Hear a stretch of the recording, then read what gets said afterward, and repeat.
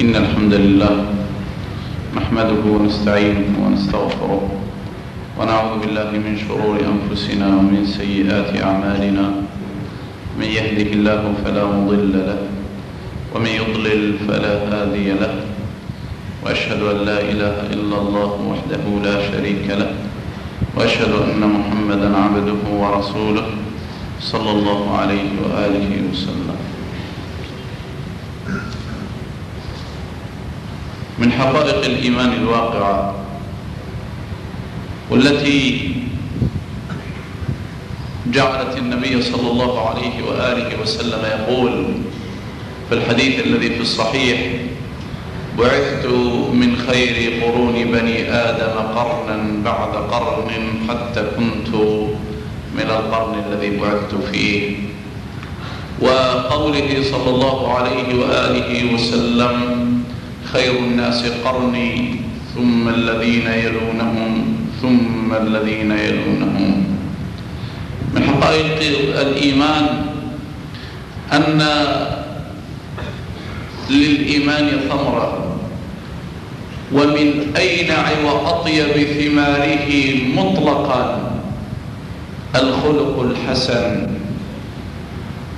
إذ أن نبينا صلى الله عليه وآله وسلم بين بأن العبد يوم القيامة يبلغ في الجنة منزلة المجاهد في سبيل الله ومنزلة الصائم القائم بحسن الخلق، بل إن حسن الخلق يستوجب الفردوس الأعلى كما جاء في غير ما حديث.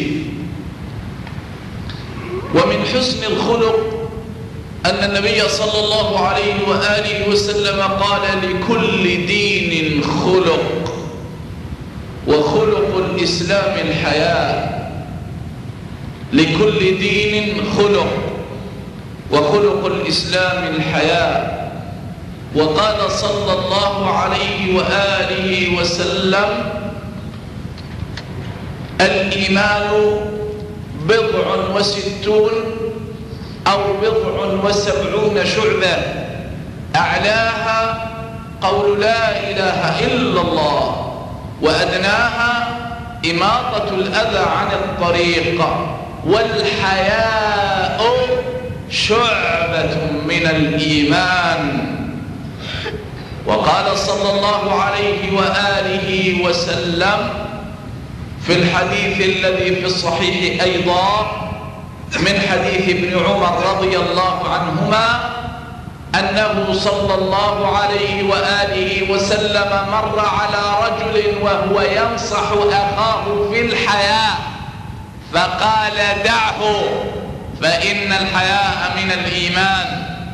وفي رواية: فإن الحياء كله خير. دعه فإن الحياء من الإيمان. وقد قال بعض شراح هذا الحديث أن الرجل كان ينصح الرجل ويقول له: أنت يا أخي كثير الحياء وأنت تستحي كثيرا وعليك أن تكون جريئا. فقال صلى الله عليه وسلم: دع الرجل فإن الله تبارك وتعالى أكرمه بخلق الحياء. فقال: دعه فإن الحياء شعبة من الإيمان. دعه فإن الحياء من الإيمان. وكان صلى الله عليه وآله وسلم يقول: ألا أستحي من رجل والله إن الملائكة لتستحي منه. ويقصد بذلك عثمان بن عفان رضي الله تعالى عنه، وكان يقول: أصدقهم حياء عثمان. والحياء إذا وجد في الأمة وجدت البركة وظهر في الأمة خلق الإسلام، وإذا فقد في أمة فإنها تصير إلى حال البهائم والأنعام وحال الكلاب والحمير. وهذا الذي نقوله التدليل عليه بالواقع، إذ أننا نرى بأن الجيل الذي تربى على الحياة أينع وأثمر جيلا طيبا مباركا، وأن الجيل الذي تربى على سوء الخلق وعلى العهر وعلى التعري والتكشف جيل لا ننتظر أن يثمر إلا أمة فاسدة لا دين لها، لأن الذي جرت عليه الأحوال من قديم الزمان أن النبي صلى الله عليه وآله وسلم ذكر لنا حال بني إسرائيل، وكأنه يقول لنا إذا أردتم أن تحافظوا على هذا الخلق الذي هو الحياة فعليكم أن ترجعوا إلى حال المتهتكين وحال الجرآء على رب العالمين وحال أصحاب الوجوه الصفيقة التي لا حياء فيها. ارجعوا إلى بني إسرائيل واستخبروا حالهم واستخبروا أمرهم، يتبين لكم بأن أصل الفساد الذي وقع في بني إسرائيل في النساء، حيث قال صلى الله عليه وآله وسلم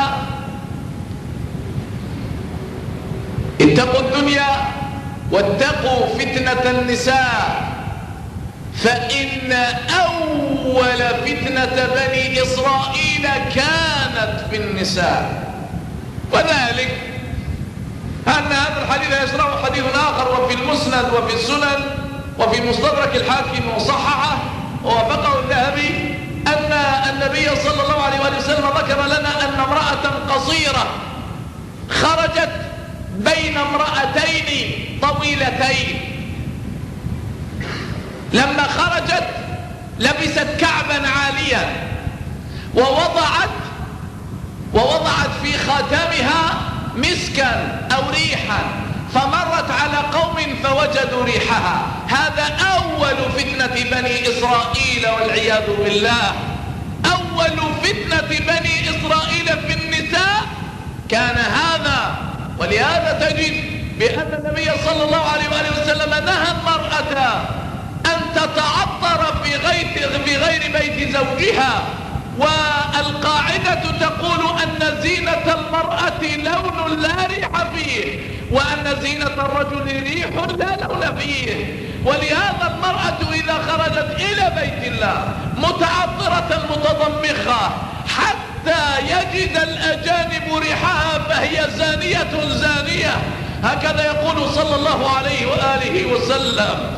المرأة تخرج من بيتها تفلة متسترة متحجبة متجلببة، أول جلباب كسى قلبها هو جلباب الحياة قبل أن يكسو جسمها هذه الخرقة التي نراها تهان في هذه الأيام النكدة، في هذه الأيام النحسة التي عم فيها الفحش وعم فيها العهر.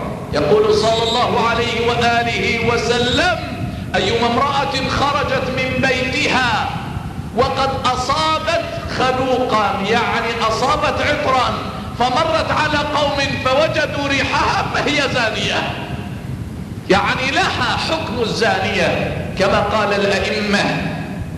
نعم، نبينا صلى الله عليه وآله وسلم بيّن بأن الخطورة تكمن في هذا المخلوق الجميل الذي يمكن أن يوصل الأمة إلى أقبح الأحوال وأشنعها على الإطلاق. آدم عليه السلام كان يمشي في الجنة وحشا، استوحش لأنه كان وحده، فخلق الله عز وجل له هذا المخلوق الجميل الذي نسميه المرأة، والتي أمرت لكي تكون جميلة عند الله وجميلة في الجنة وجميلة في أعين الصالحين أنها تكون حافظة لنفسها من المنكر، لأن أصل بلاء المجتمع من المرأة وأصل صلاح المجتمع من المرأة. ولهذا كنا قد ذكرنا في غير ما موطن بأن نبينا صلى الله عليه وآله وسلم قال: ما تركت بعدي فتنة أضر على الرجال من النساء. بعض الناس يقولون لنا في هذا الزمن الغربي، في هذا الزمن الصهيوني، في هذا الزمن الأمريكي، في هذا الزمن اليهودي والنصراني والصليبي، يقولون لنا أنكم أنتم معشر المسلمين المنتسبين إلى هذا النبي الخاتم وهذا الكتاب الخاتم تضيقون على المرأة. وسألناهم قلنا لهم: كيف تريدون أن نوسع عليها؟ قالوا: اتركوها تزني على الطرقات والشوارع، هذه حريتها، اتركوها تتعرى في الطرقات، اتركوها تتعرى في الفضائيات، اتركوها يزنى بها أمام الناس، هذه حريتها. رسول الله صلى الله عليه وسلم بين هذا. صحيح يمكن أن تصير المرأة طيارة، يعني تطير تقود الطائرة، ويمكن أن تصير رئيسة أو ملكة أو وزيرة، لكنها ستبقى امرأة وستبقى عورة. وقد قال صلى الله عليه وسلم: النساء عورة. وليس هذا عيبا، بل هو علامة خاصة بالمرأة، علامة خاصة بالمرأة، إذ أن المرأة إذا حفظت نفسها فجمالها أنها عورة تشتهيها النفوس، يشتهيها الرجال. ألستم ترون بأن الرجل الفحل يبذل من ماله ومن عقله ومن قلبه ومن جهده ومن وقته من أجل أن يختار المرأة ويدخلها البيت، يزين لها السيارة ويزين لها البيت ويزين لها الوفود ويقيم لها الأعراس من أجل أن يأخذها إلى بيته. لما هذا؟ لأنها خلقت من أجل الجمال ومن أجل البهاء ومن أجل أن تكون سيدة في بيتها. إذ أنه صلى الله عليه وسلم قال في الحديث الذي رواه الإمام ابن السني في عمل اليوم والليلة بسند صحيح على شرط مسلم، أنه صلى الله عليه وسلم قال: كل نفس من بني آدم سيد، فالمرأة سيدة في أهلها، فالرجل عفوا سيد في أهله، والمرأة سيدة في أهلها. سيدة، نحن نهين المرأة. من الذي أهانها؟ الذي عراها، الذي جعلها خبيثة تعافها النفوس المستقيمة والفطر السليمة، هو الذي أهانها، هو الذي أذلها أذله الله، هو الذي أهانها أهانه الله، هو الذي فضحها فضحه الله على رؤوس الأشهاد يوم يقوم الناس لرب العالمين. هناك خلل.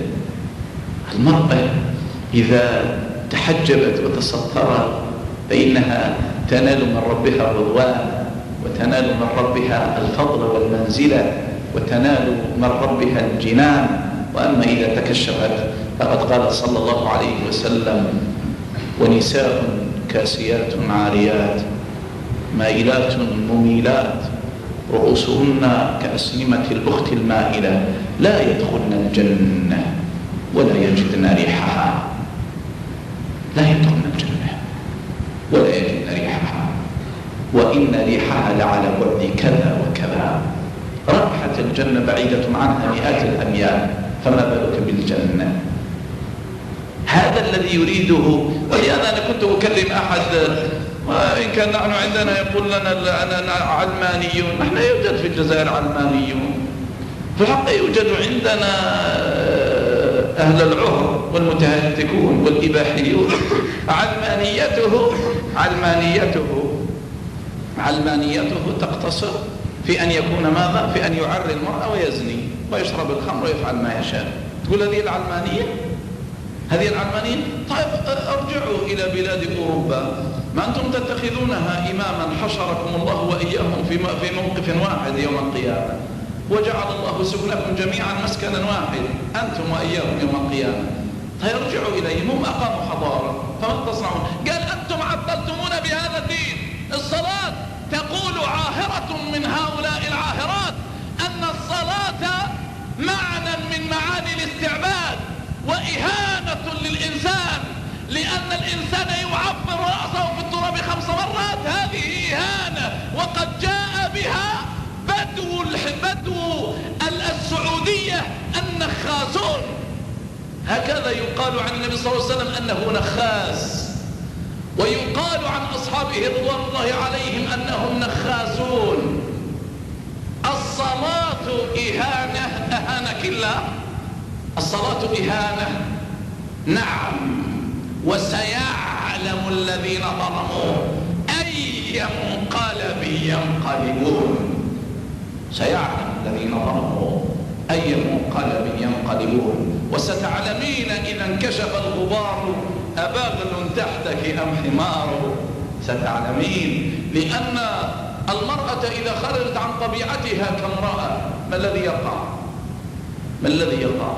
كنت أذكر لإخواننا أن كثيرا من العائلات الشريفة والكريمة في هذه البلاد، ولعلك لو رجعت إلى تاريخ أبيها أو جدها لوجدته فحلا من فحول الرجال، من كانت تهاب صولته الفرسان، من كان إذا حمل سلاحه ونزل من الجبل أذاق الكفار من الصليبيين الفرنسيين المرار، ومع ذلك صارت ابنته أو حفيدته تبتذل في الشوارع، وصار عرضه يباع ويشترى على الأرصفة، وصارت الأنساب تؤكل من الذئاب والكلاب من غير ثمن.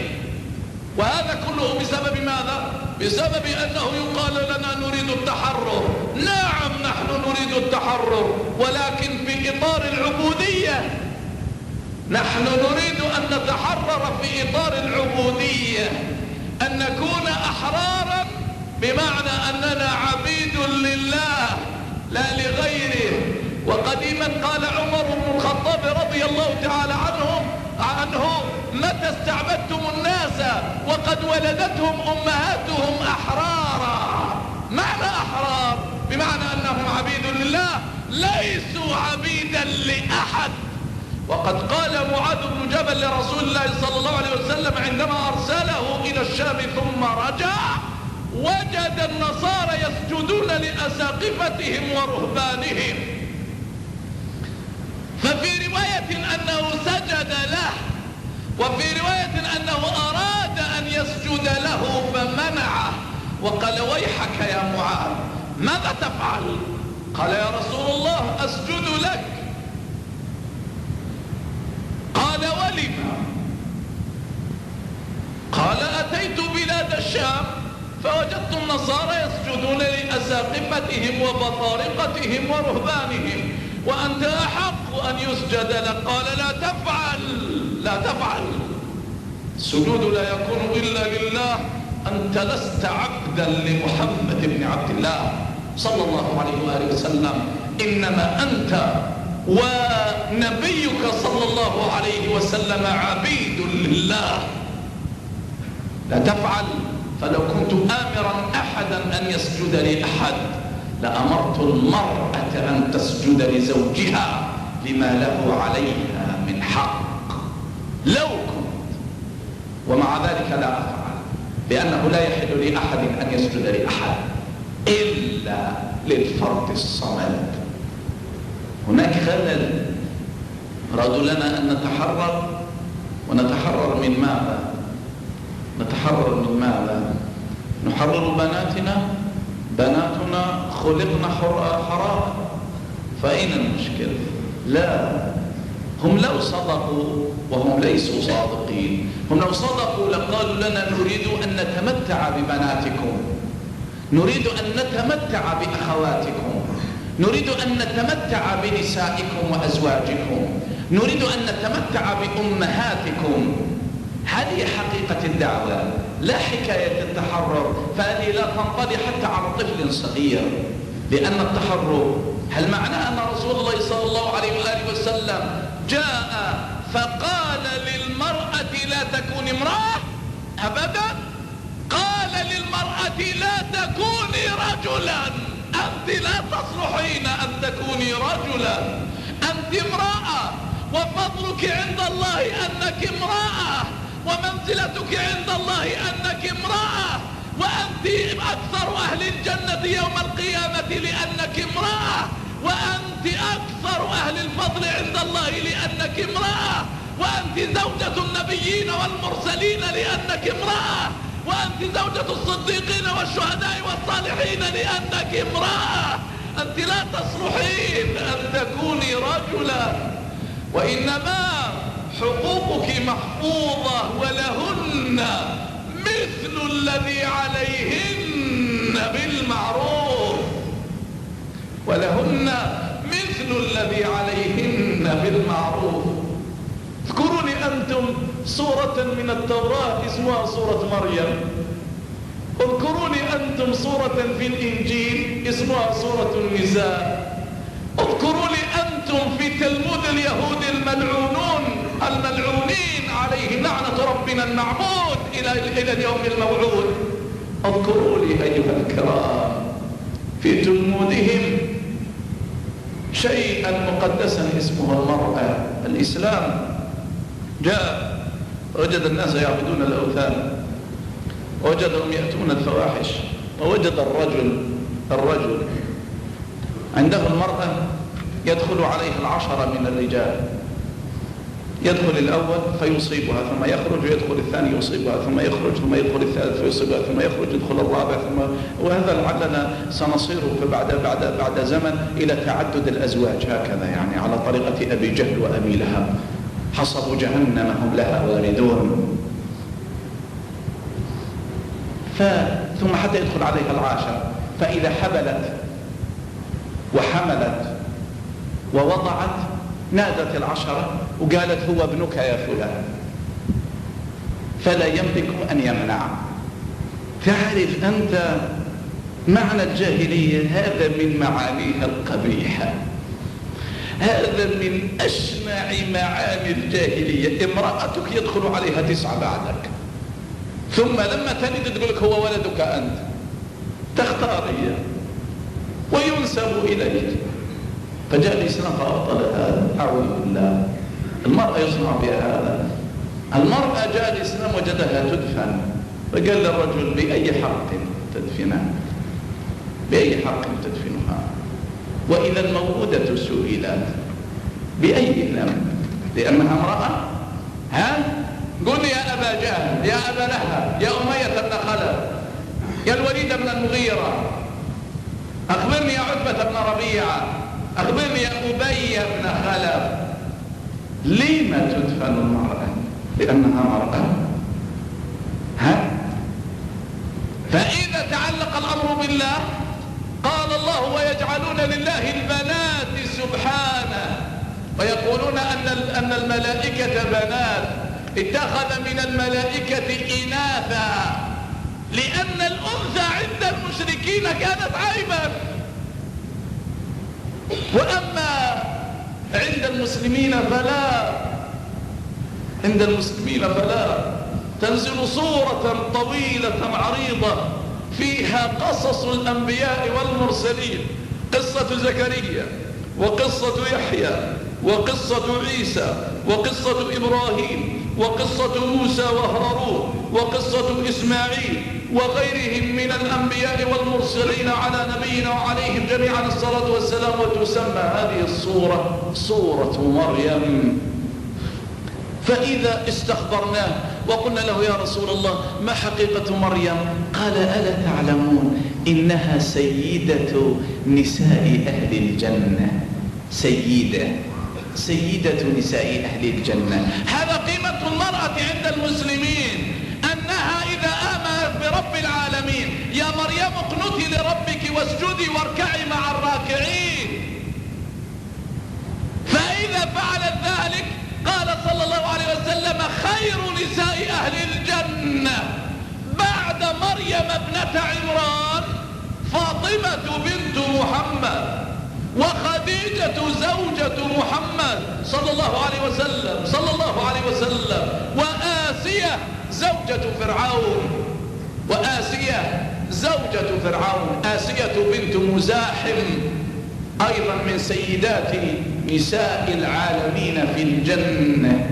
هذا الذي يريده الإسلام من المرأة، أن تكون سيدة في الدنيا وسيدة في الجنة. يريد لنا اليهود والنصارى وأذنابهم من القردة الذين يتشبهون باليهود والنصارى في كل حركة وفي كل سكنة، يريدون منا أننا نعري بناتنا لكي نعطيهن الحقوق، وليس كذلك رحمكم الله. ولهذا أنا أنصح أمهاتي وأخواتي أنها لا تسمع لهؤلاء الذئاب، ولتسمع إلى ما أرسله الله عز وجل بين يدي الساعة بشيرا ونذيرا وداعيا إلى ربه وسراجا منيرا، محمد بن عبد الله صلى الله عليه وسلم، فإنه هو أول من سيدها، هو أول من سيدها. في القرن الثالث قبل الميلاد اجتمع النصارى، فلما اجتمعوا ناقشوا مشكلة عويصة. هذه المشكلة قالوا المرأة حيوان ولا شيطان؟ محفل طويل عريض فيه علماؤهم وفيه رهبانهم وفيه أساقفتهم وفيه بطارقتهم وفيهم مفكروهم وفيهم فلاسفتهم وفيهم أدباؤهم وفيهم أمراؤهم وفيهم سلاطينهم، والمجلس كله بإمرة هرقل عظيم الروم. وقالوا نناقش اليوم مشكلة عويصة موجودة في الأرض طولا وعرضا. ما هي المرأة؟ هل هي شيطان أم حيوان؟ مسألة إنسان لم تناقش أصلا، هذه انعقد إجماعهم عليها أنها ليست كذلك. المرأة شيطان أم حيوان؟ ثم خرجوا بنتيجة كبيرة أعلنت على العالمين، لأن الروم كانوا يملكون الدنيا، كانوا أمريكا ذلك الزمان، فقالوا للناس جميعا المرأة حيوان. فقال أبو جهل المرأة حيوان، فقال رسول الله صلى الله عليه وسلم النساء شقائق الرجال، النساء شقائق الرجال، معاذ الله أن تكون المرأة حيوان. وهي في هذا الزمن رجعت كأول عهدها حيوانا عند اليهود والنصارى، تباع بها كل أنواع التجارات وكل أنواع السلع تباع بالمرأة العارية. يأتون بها عارية في الفضائيات وعلى شاشات التلفاز، فيبيعون بها أنواع الأطعمة، ويبيعون بها أنواع الأشربة، ويبيعون بها أنواع الألبسة، ويبيعون بها أنواع المطهرات، ويبيعون بها حتى العجلات المطاطية. فأيهما أشرف عندهم؟ لا شك أن عجلة ميشلا أشرف عندهم من المرأة، وإلا ما جعلوها هي وسيلة لبيع عجلة. هذه هي المرأة عندهم، قبحهم الله ولعنهم، ونحن نحمد الله أننا في كل صلاة نقول غير المغضوب عليهم ولا الضالين. واليهود مغضوب عليهم والنصارى ضالون، أبعدهم الله وأسحقهم وجعل النار مثواهم ومأواهم.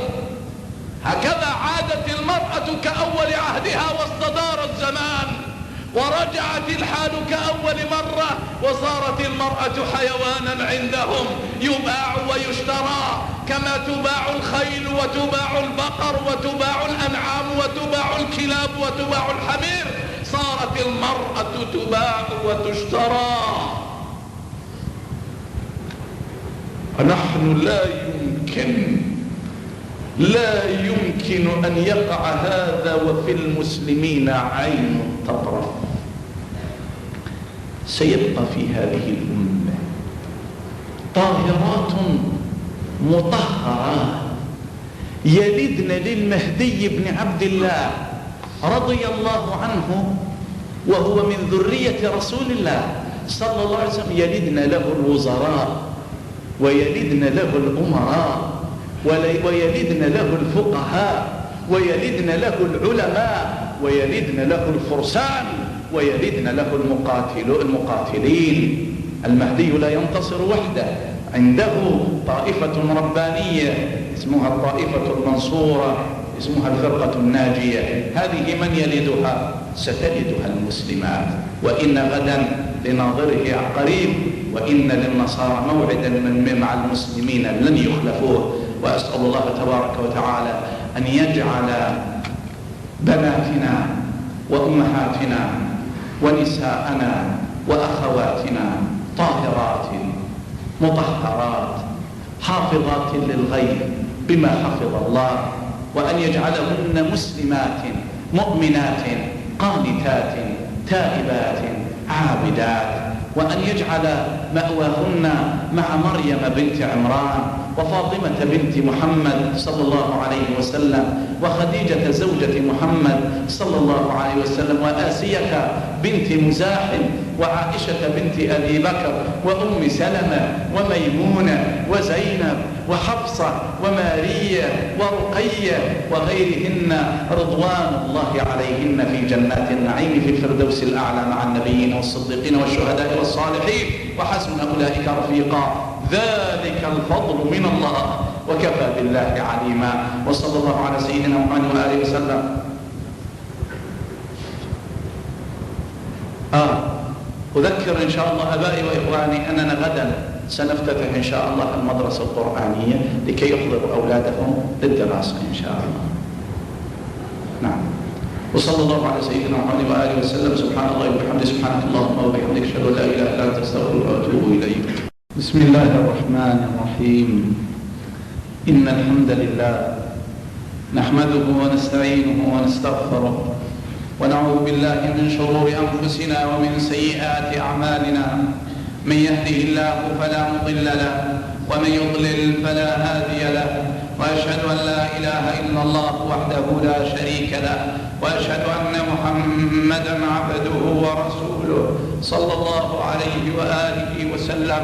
يا أيها الذين آمنوا اتقوا الله حق تقاته ولا تموتن إلا وأنتم مسلمون. يا أيها الناس اتقوا ربكم الذي خلقكم من نفس واحدة وخلق منها زوجها وبث منهما رجالا كثيرا ونساء، واتقوا الله الذي تساءلون به والأرحام إن الله كان عليكم رقيبا. يا أيها الذين آمنوا اتقوا الله وقولوا قولا سديدا يصلح لكم أعمالكم ويغفر لكم ذنوبكم، ومن يطع الله ورسوله فقد فاز فوزا عظيما. أما بعد، فإن أصدق الحديث كتاب الله تعالى، وأحسن الهدي هدي محمد صلى الله عليه وسلم، وشر الأمور محدثاتها، وكل محدثة بدعة، وكل بدعة ضلالة، وكل ضلالة في النار. معاشر المسلمين والمسلمات والمؤمنين والمؤمنات، أوصيكم عباد الله ونفسي الخاطئة بتقوى الله، وأحثكم على طاعته، وأستفتح بالذي هو خير. إن الدين عند الله الإسلام. كلمة لأجلها وجدت الدنيا والآخرة، لأجلها خلقت الملائكة، لأجلها رفعت السماوات، ولأجلها وضعت الأراضين، لأجلها سطعت الشمس، ولأجلها طلع القمر، لأجلها قامت سوق الجنة والنار، لأجلها انقسمت الخليقة إلى الأبرار والفجار وإلى المسلمين والكفار، لأجلها سلت سيوف الجهاد في سبيل الله. إن الدين عند الله الإسلام. استوقفني هذا الأسبوع 4 حوادث كل حادثة فيها عبرة، لأن مدار الدنيا وحقيقة الوجود الإسلام، فالصراع دائر حوله.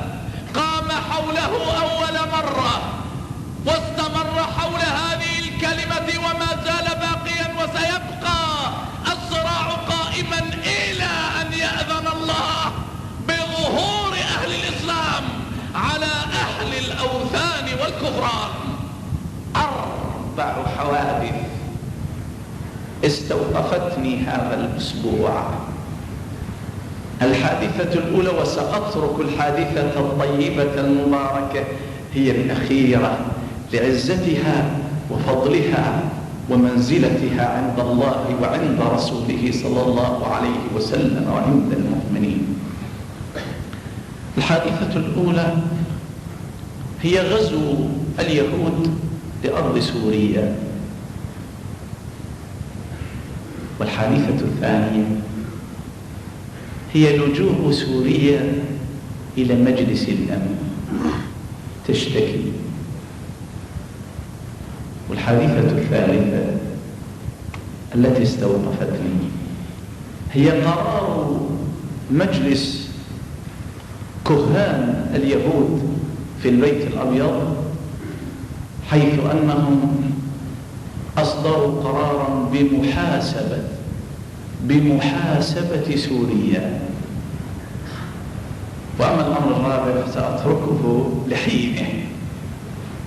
الله تبارك وتعالى بين لنا في القرآن الكريم بأن اليهود موقدو الحروب، هذا أصل، فمن ذهل عليه فعليه أن يرجع إلى القرآن، لأن الله تبارك وتعالى بين بأن جرأتهم على الله لا تتوقف عندها أو لا تتوقف عند حد. قال الله تبارك وتعالى: وقالت اليهود يد الله مغلولة غلت أيديهم ولعنوا بما قالوا بل يداه مبسوطتان ينفق كيف يشاء وليزيدن كثيرا منهم ما أنزل إليك من ربك طغيانا وكفرا.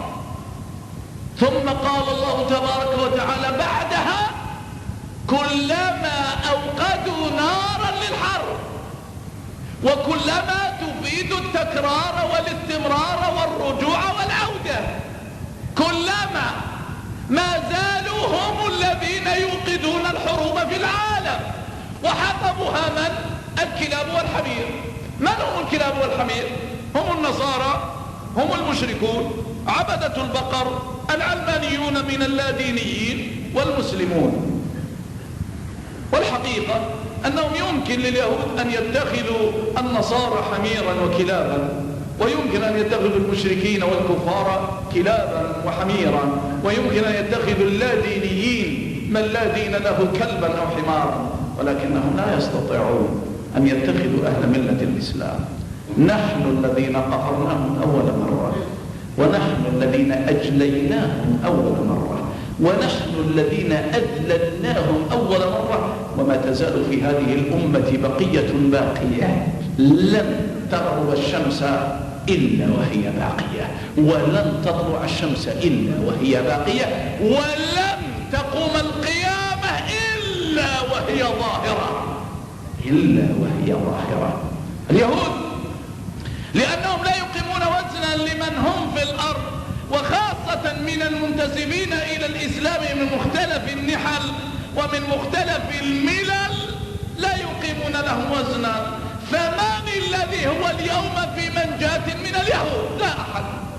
يضربون سوريا كما يستطيعون ضرب مصر، وقد ضربوها من قبل، وجالت طائراتهم في أجواء القاهرة التي سميت قاهرة في زمن من الأزمنة لما كانت تقهر اليهود والنصارى، ويموت التتار على أسوارها وأبوابها ولا يدخلونها. فلما صارت القاهرة خانعة، وصارت القاهرة ذليلة، وصارت القاهرة رخيصة، صارت طائرات اليهود تجوب أجواءها. وكذلك ستجوب زمنا آت لا محال، ستجوب أجواء الجزائر، وستجوب أجواء المغرب، وستجوب أجواء اليمن، وستجوب أجواء غيرها من البلاد. إنما هي لكل وقته ولكل ساعته. ولا تقلقوا، فشارون قد أعد لنا برنامجا ثريا من القتل والذبح والقصف والتشريد.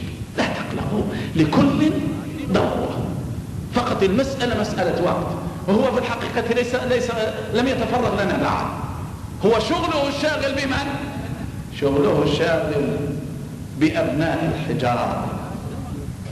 تدرون عار على المسلمين يوم القيامة إذا بعث هؤلاء الأولاد، إذا بعثت هؤلاء البنات، وكان شعارهم عند الله أنهم أطفال الحجار. وأين السلاح حتى نسميهم أطفال السلاح؟ إذ لم يوجد في هذه الأمة رجال يحملون السلاح ليقاتلون إخوان الأفاعي والعقارب والقردة والخنازير. لا يوجد. قد يقال هذا الرجل كثيرا ما يهيج الناس. أنا لا أهيج، أنا أنبه. ويلك، الدار دخلها اللص وأنت لست معنيا. إذا لمن تلمع سيفك؟ لمن تلمع سيفك؟ الكفار قد دخلوا بيوتنا ودخلوا أرضنا واستباحوا محارمنا وانتهكوا أعراضنا وركبوا نساءنا واحتلوا أرضنا وأخذوا أموالنا وأذقونا الخزي. أثيرك من استغضب ولم يغضب فهو حمار. نعم. وسأذكر لكم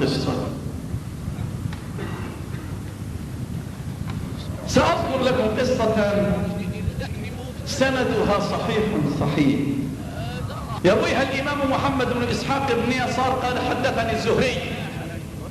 محمد بن مسلم بن شهاب أبو بكر المدني إمام أئمة الحديث في زمانه حدثني الزهري عن عروة بن الزبير الصحابي من التابعي قال حدثني مروان بن الحكم والمسور بن مخرمة.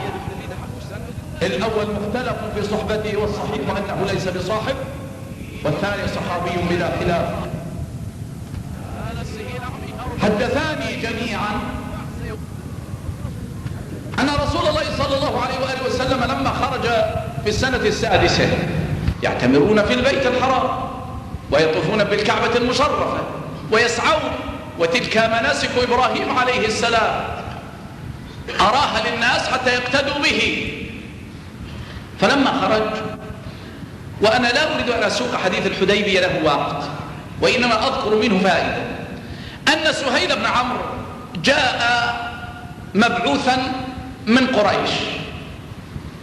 فلما جاء مبعوثا من قريش دخل على النبي صلى الله عليه وسلم، وكان رجلا جريئا وكان لسانه حادا كما أن سيفه كان حادا على المسلمين. فلما دخل أرادت قريش وأوفدته من أجل إجراء صلح مع النبي صلى الله عليه وسلم. فقال له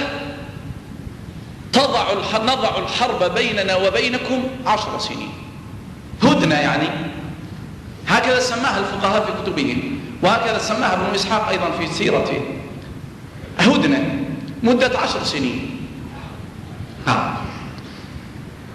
تضع الحرب بيننا وبينكم ونتفق على شروط لكي تدوم هذه الهدنة. الشرط الأول أنكم ترجعون من عامكم هذا، ترجعون إلى المدينة، إلى بلدكم، إلى يثرب، ولن تدخلوها هذا العام، ولكن ستأتون من العام المقبل فنخرج لكم من مكة 3 أيام تطوفون وتسعوا ثم تنصرفون. الأمر الثاني قالوا أننا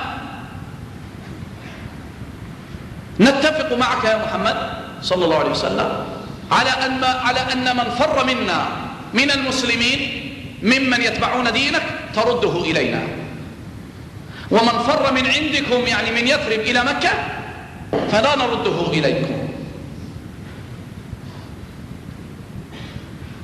والأمر الثالث قالوا أن من دخل في عهدنا، من شاء أن يدخل في عهدنا من العرب يعني في حلف قريش فهو منا،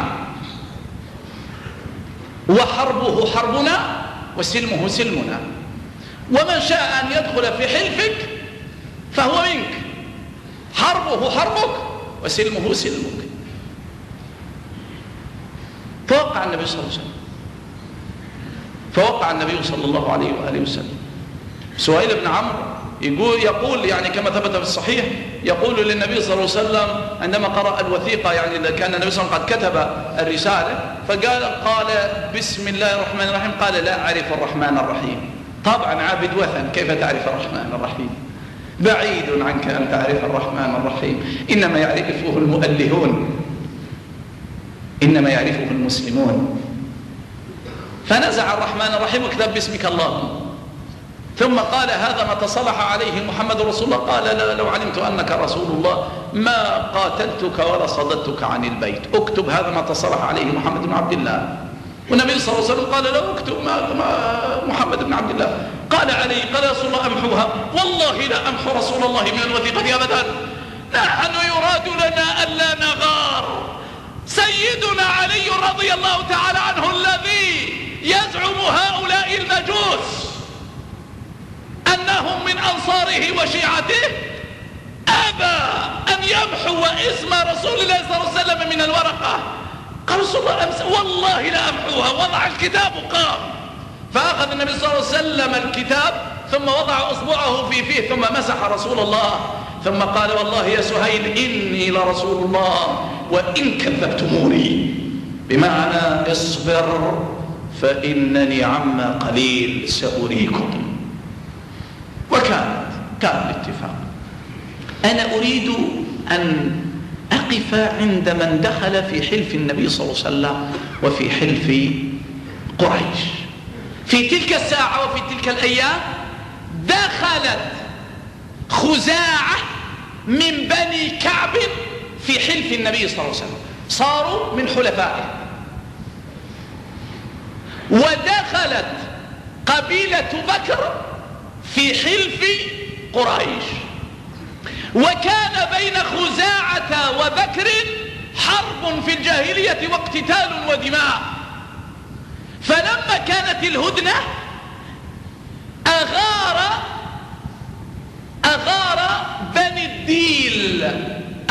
بنو الديل من بكر على خزاعة وهم نيام، أغاروا عليهم ليلا وهم نيام، وقد أمدتهم قريش بالسلاح، وكان معهم رجال من قريش أغاروا مع بكر على خزاعة.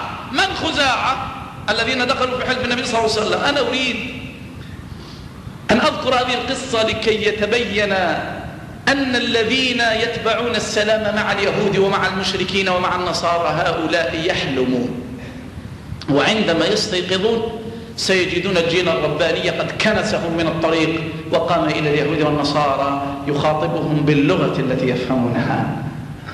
قلت بعدها كان من أمر هذه الإغارة أنهم أثخنوا فيهم، وكان أمير بني الديل من بكر يقال له نوفل بن معاوية الديلي من بني الديل من بكر، وليس كل بكر تبعته في هذه الغزوة، نعم هي اعتداء. فلما أغاروا على المسلمين قتلوا منهم رجالا، ففر بنو خزاعة، فروا إلى الحرم، لجأوا إلى الحرم. اسمع لكي تعتبر يا عاقل، لجأوا إلى الحرم، والله يقول ومن دخله كان آمنا. لجأوا إلى الحرم، فلما لجأوا إلى الحرم قالت بنو بكر أو قال بنو الديل لنوفل بن معاوية الديلي وكان أميره، قالوا قد دخل القوم إلى الحرم، إلهك يعني صنمك الذي تعبده موجود داخل الحرم، إلهك. قال لا إله لي اليوم، لا إله لي اليوم، فخذوا ثأركم، والله إنكم، يقول لقومه والله إنكم لا تسرقون في الحرم، فكيف تزعمون أنكم لا تقتلون في الحرام؟ خذوا ثأركم. فقتلوهم وفر منهم من فر إلى بيت بديل بن ورقاء فآواهم ودفع عنهم. وكان ذلك بعد مدة يسيرة من صلح الحديبية. والنبي صلى الله عليه وسلم كما ثبت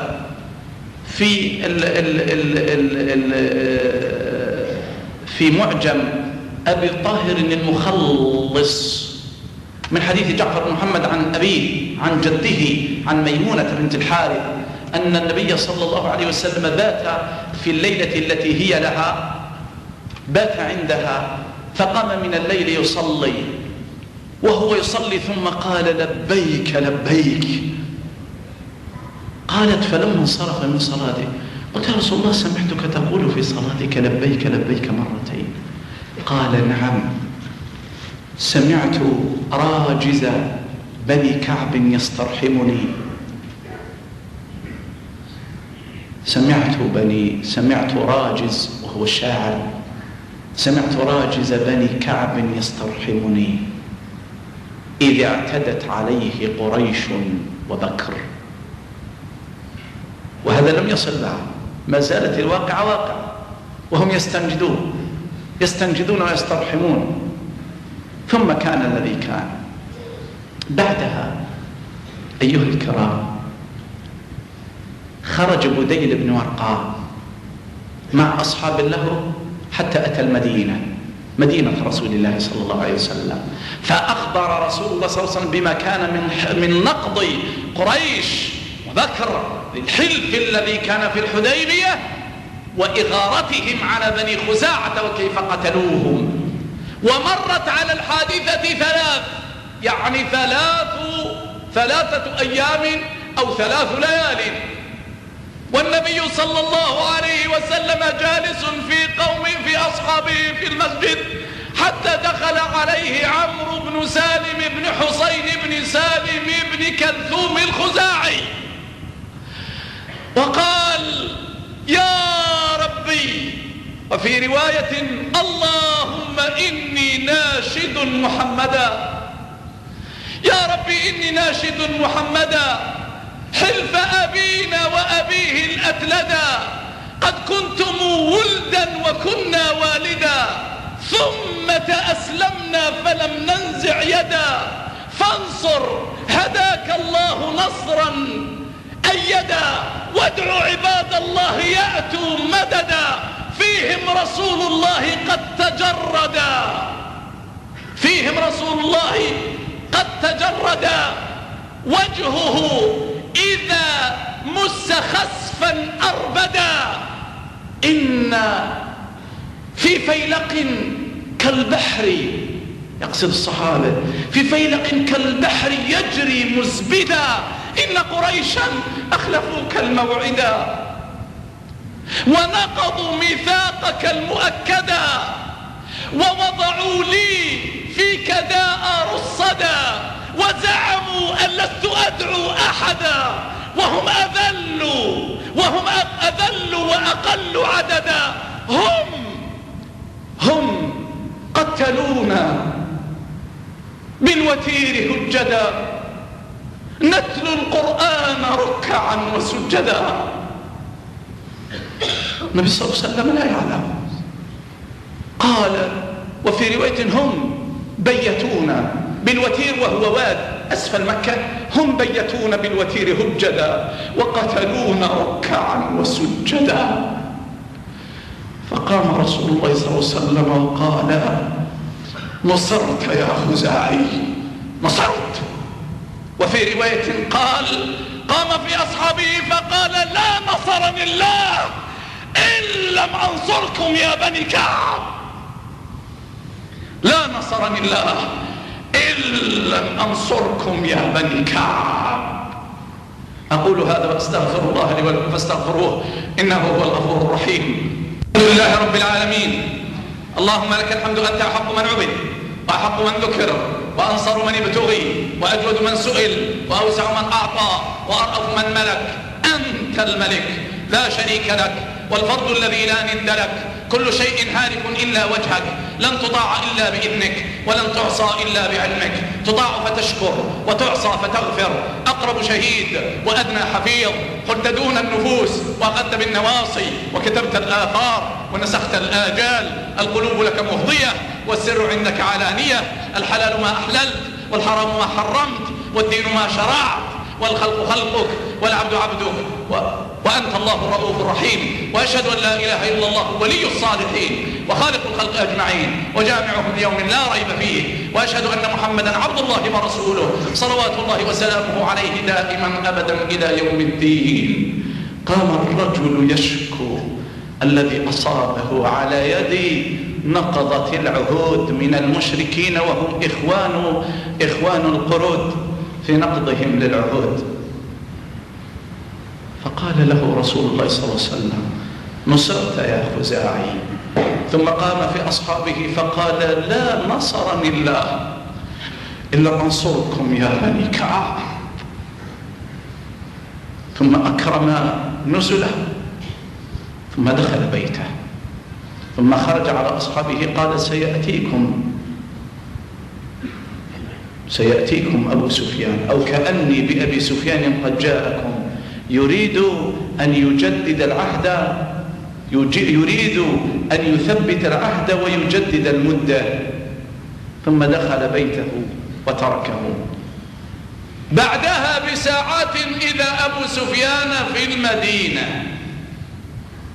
فلما خرج رسول الله صلى الله عليه وآله وسلم إذا أبو سفيان قال: يا محمد بن عبد الله، إنني جئت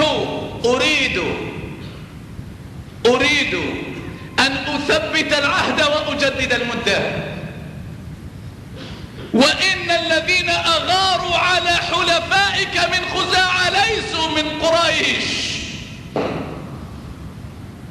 وقام رسول الله صلى الله عليه وسلم مقام الصدق الذي أرسله الله به. قام فنظر في أبي سفيان نظرة غضب ونظرة حنق ونظرة شدة، نظر إليه ثم دخل بيته ولم يكلمه، ثم قال لامرأته عائشة: أعدي لي جهازي. فلما رأى أبو سفيان رسول الله صلى الله عليه وسلم وقد دخل بيته ولم يكلمه، جاء إلى أبي بكر وقال: يا ابن أبي قحافة، أنا سيد قريش وأريدك أن تكلم صاحبك في أمري. قال: ما أنا بفاعل.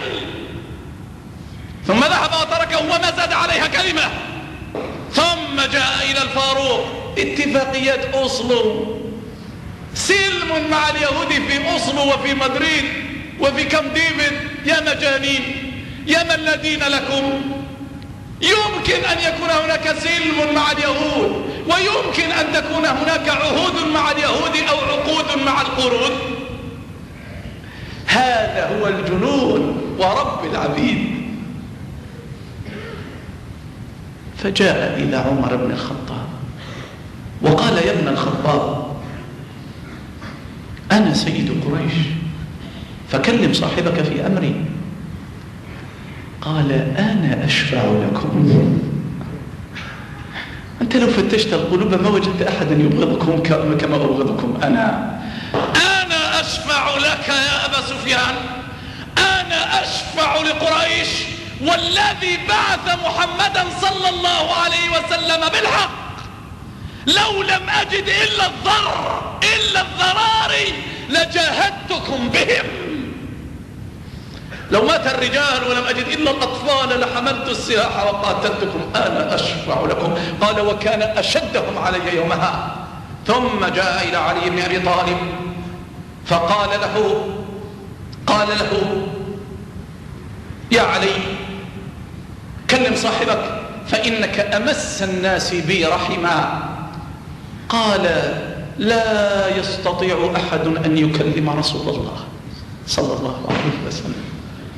ودخل معه البيت فرأى الحسن يلعب، فقال: يا فاطمة، اجعلي هذا الولد يجيرني في الناس، فيكون سيد الناس في الأولين والآخرين.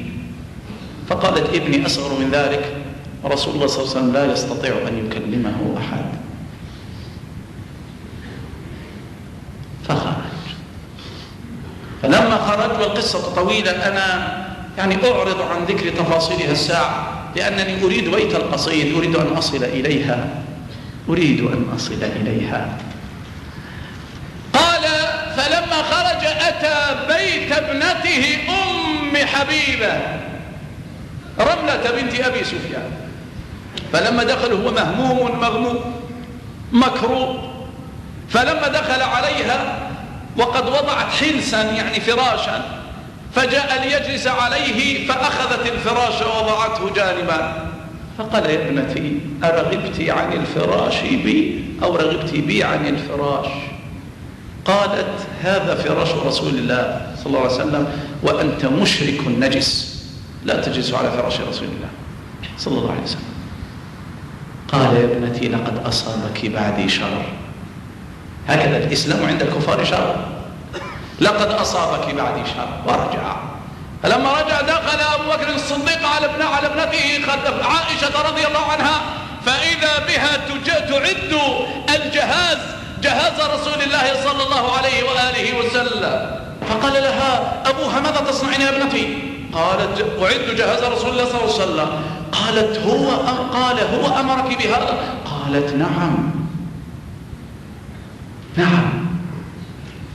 فأتاه فقال: يا رسول الله ما؟ قال: إني خارج إلى مكة، الآن ما عاد فيه صلح، ليس هناك عهد ولا صلح بيننا وبينهم، ستركع مكة مرة أخرى لجنود التوحيد. إذ أنه قال قبل ذلك بسنتين بعد أن فرغ من غزوة الأحزاب، نظر إلى المشركين وهم يولون ثم قال: اليوم نغزوهم ولا يغزونا. ثم جاءت الساعة قال: إني صائر إلى مكة وإني فاتحها بإذن الله. معنى العهد أنك تكون أنت اليد العليا، أو على الأقل تكون مساويا ليد من عاهدك العهد.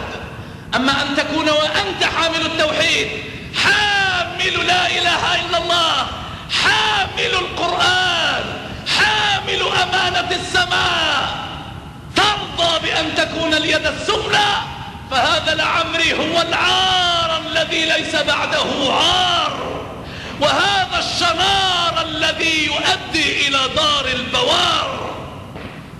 نعم، اليهود يقتلون الفلسطينيين. ماذا بين اليهود والفلسطينيين؟ قالوا عهد، اتفاق سلام على اتفاق السلام.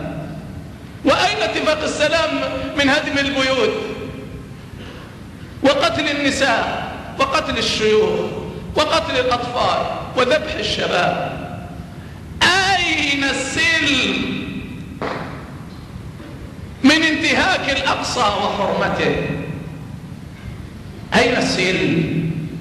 وتخرج في هذه الظلمة هنادي. قالوا أنها كانت محامية تدخل المطعم في حيفا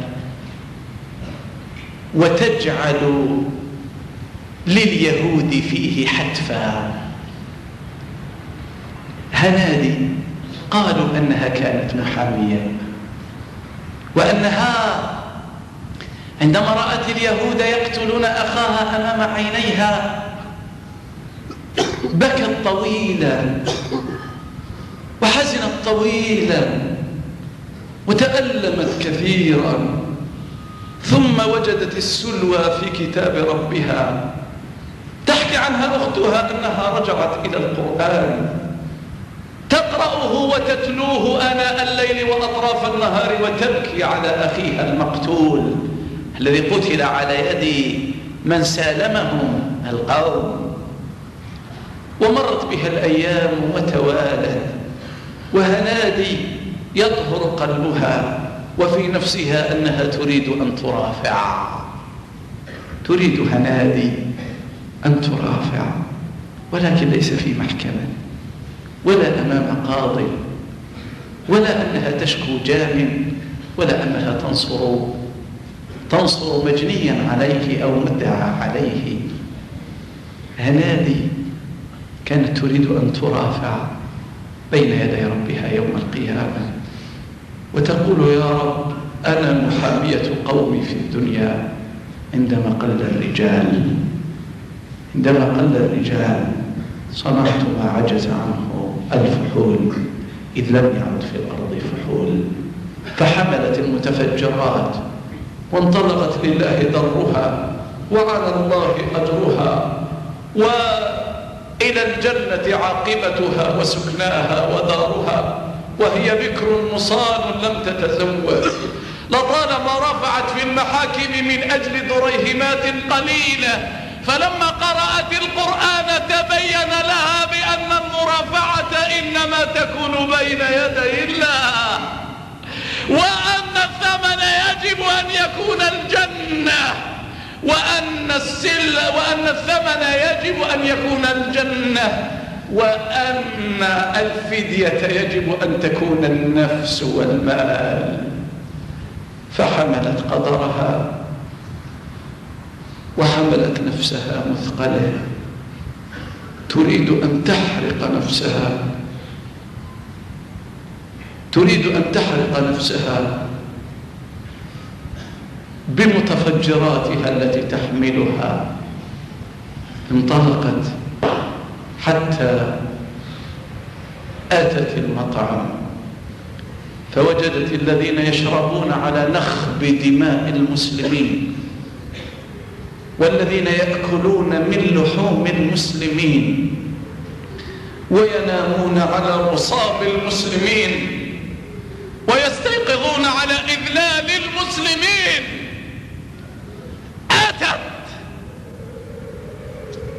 أتت المطعم وكانت ساعة ليست ككل ساعة، وكأنها تلتفت إلى 1,000 مليون ممن يقولون لا إله إلا الله، تقول لهم أول مرة: هذه مرافعة الأخيرة، وهي مرافعة الكبرى، وتقول للأبكار: هذا مهري بين يدي العزيز الغفار، وتقول لهذا الزمن النكد: سحقا لك وبعدا. وأقبلت على ربها وفجرت نفسها وأذاقت عدوها الرعب، فلا نامت أعين الجبناء.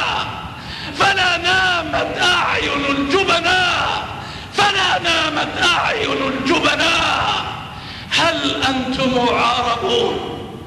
تحميكم الخطب 50 عاما كلها كذب، هدموا البيوت ولا حرب، قتلوا النساء وليلكم ضرب، ذبحوا الصبيان ويومكم لعب.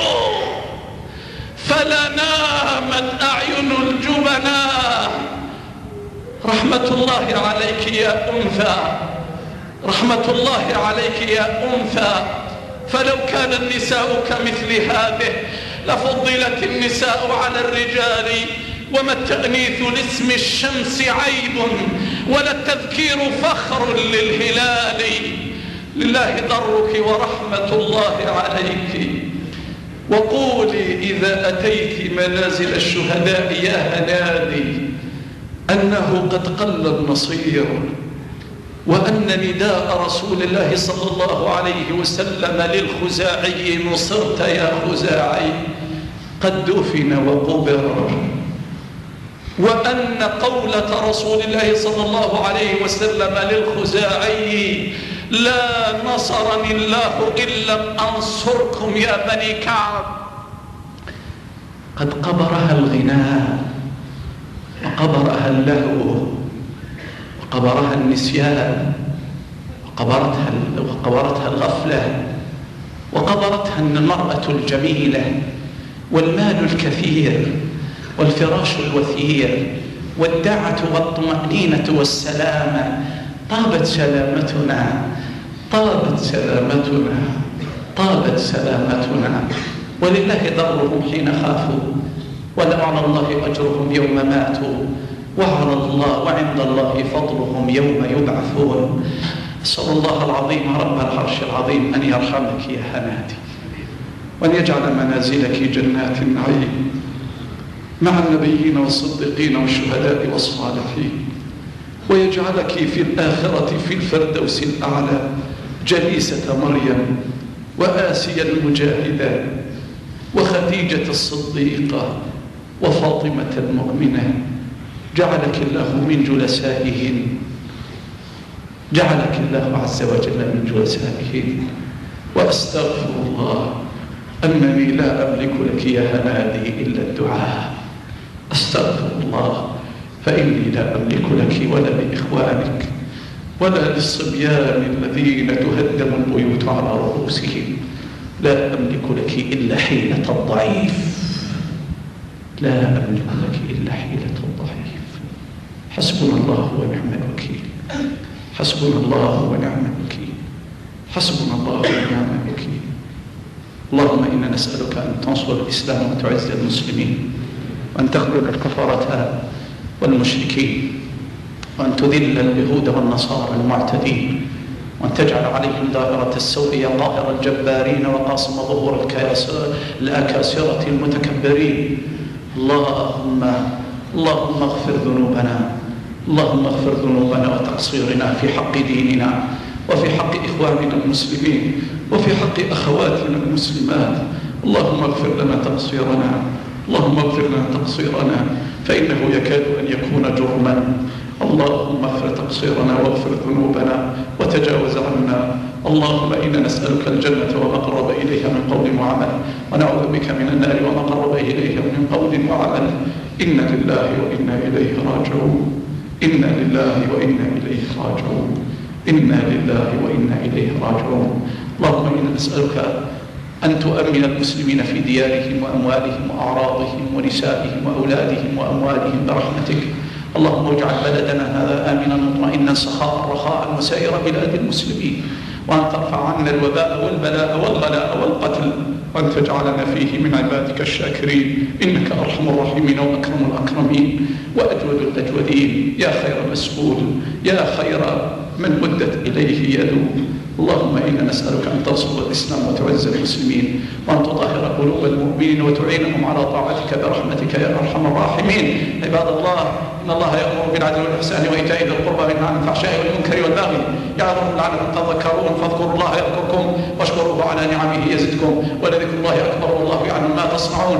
وصلى الله على سيدنا محمد وآله وسلم، وآخر دعوانا الحمد لله رب العالمين. سبحان الله وبحمده، سبحانك اللهم وبحمدك، أشهد أن لا إله إلا أنت، أستغفرك وأتوب إليك.